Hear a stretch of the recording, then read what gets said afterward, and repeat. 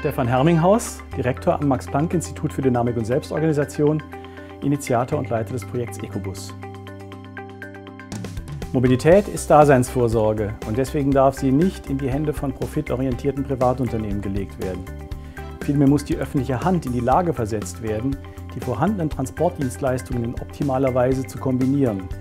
Und dafür entwickeln wir im Rahmen des Projekts EcoBus am Max-Planck-Institut die passende Software.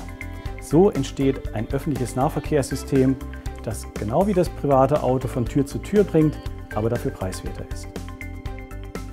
Also das System soll ganz niederschwellig sein. Wir haben es extra so realisiert, dass man sowohl per Smartphone-App, Android oder iPhone, als auch über die Webseite, als auch per Callcenter seine Wünsche anmelden kann und dass es eben nur einen Verkauf eines Tickets gibt, dass man dann mit dem Ticket, das man kauft, auch in den Linienbus umsteigen kann.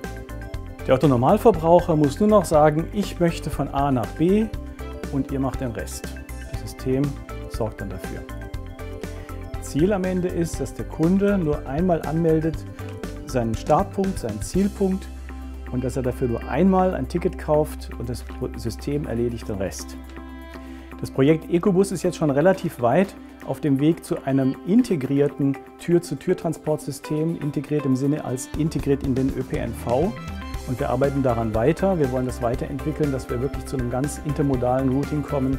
Und dafür gibt es auch schon sehr viel Interesse, national und international.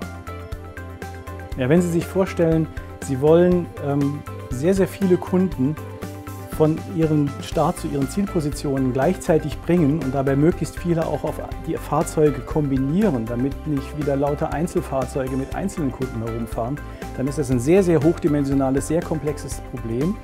Das ist NP-hard, wie so der Computer Scientist sagt.